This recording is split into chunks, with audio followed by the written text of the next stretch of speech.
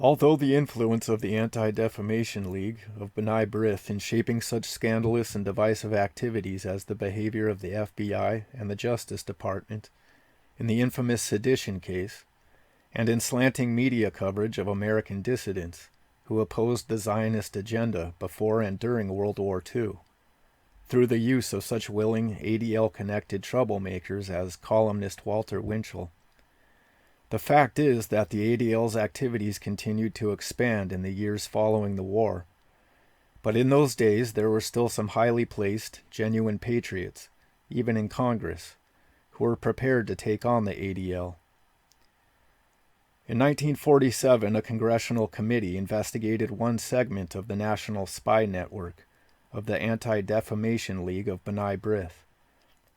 In this particular instance, congressional investigators were inquiring into the way in which the ADL and one of its front groups, the so-called Friends of Democracy, had managed to penetrate a federal agency and place false, malicious, and defamatory information about ADL targets in the agency's files.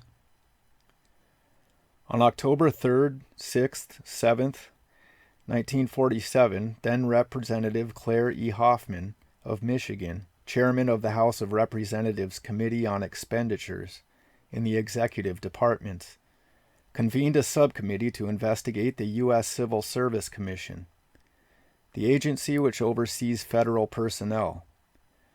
Joining Hoffman as a member of this subcommittee was Representative Porter Hardy, Jr. from Virginia. Hoffman and others had learned that there were CSC files containing statements bearing upon the views, opinions, and activities of certain members of Congress and their wives, as well as a number of other prominent Americans, most of whom had never actually sought a position through the CSC. According to Hoffman, much of the information, some of it derogatory, appeared to be largely rumor, hearsay, that had been entered into file cards kept in the CSC's offices. Hoffman revealed during the hearing that investigators had determined that there was a notation on many of these cards that read as follows: "The above was copied from the subversive file in the possession of attorneys Mintzer and Levy, 39 Broadway, New York City, room 3305. These files were made up in cooperation with the American Jewish Committee and the Anti-Defamation League. The sources of this information must not be disclosed under any circumstances nor be quoted. However, further information concerning above may be secured by contacting offices of Mintzer and Levy." According to Hoffman, that notation is on the bottom of cards which carry information to the effect that the individuals named, senators and congressmen, were disloyal, belonged to subversive groups, engaged in perhaps traitorous activities. What was especially shocking, of course, is that the federal agency was obviously saying in its private notation was that although the agency was including the ADL's defamations among its own files, the individuals targeted by the ADL did not have the right to know the source of the libelous accusations, a flagrant violation of the traditional right of every person to be able to face his accuser. Interestingly, several CSC commissioners who were called to testify, including James E. Hatcher, chief of the Central Office, Investigations Division of the CSC, acknowledged that they had no knowledge of how the ADL's propaganda had been inserted into the Commission's files. What's more, according to Hatcher, "I not only think, I am sure, I am positive, that they did it without authority from the Commission." Hatcher added, "I think that as an American I feel that it is highly improper, and definitely I feel things should not be in the files." This statement, of course, was from an officer responsible for seeking the facts, not malicious lies, about prospective public servants. All of this suggests that it was an ADL plant in the offices of the CSC who had inserted the derogatory information into the files. The ADL, of course, is known to have penetrated more than one government agency over the years, not to mention perhaps hundreds of private associations, publishing enterprises, and other entities. In resolving the matter, committee member Representative Fred Bushy, Illinois, asked another witness, Harry Mitchell, president of the CSC, what is going to be the attitude of the Civil Service Commission in the future regarding names being put in its files by the Anti-Defamation League, or Friends of Democracy, out of the files of these organizations? Mitchell responded, "They will not go in the files." When asked by Busby whether he considered the information to be unquestionably reliable, Mitchell answered, "I would not think so.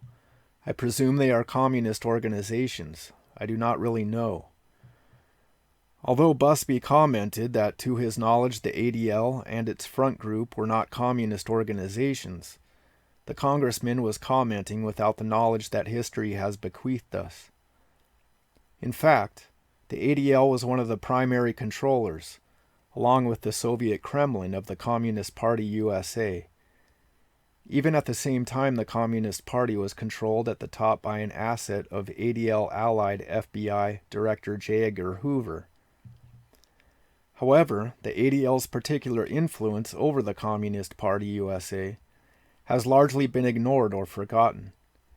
The ADL's special influence was reported by the late Dr. Bella Dodd, a former CPUSA leader, who told intimates, after leaving the Red Orbit, that whenever the American communists needed financing or strategic advice, they had instructions to visit ADL bigwigs in Manhattan. Certain conservatives who are under the discipline of the ADL, or who have otherwise been afraid to mention anything that might be perceived as harmful to the ADL, have frequently quoted Dr. Dodd's intriguing revelation, but I've always been careful to delete her reference to the ADL, reporting only that the ADL operatives were extremely wealthy American capitalists. Very clearly, then, the ADL was, as the CSC commissioner presumed, a communist organization. In any case, Committee Chairman Hoffman stated flatly and correctly about the ADL and the Friends of Democracy. I will tell you that they are mere smear artists. In a historical footnote, in the 1992 U.S. Senate campaign in Pennsylvania, the ADL got its revenge against the deceased Representative Porter Hardy, who had boldly joined Representative Hoffman in investigating the ADL's spy activities. When Hardy's daughter, Lynn Hardy Yeakel, a successful businesswoman, challenged the incumbent Senator Arlen Specter for re-election, one of the ADL's leading advocates in Congress, a whispering campaign was unleashed accusing Mrs. Yeakel of being anti-Semitic. Specter won re-election. This is just one example of how the ADL, representing the enemy within, has played a pivotal behind-the-scenes role in impacting upon American public policy. Literally positioned to determine who could get employment in the American government. If anyone truly believes that the ADL does not yet still play a similar role, particularly in this day of computerization and high-tech spying, that person is truly naive. All of this is just the tip of the iceberg regarding the activities of the ADL.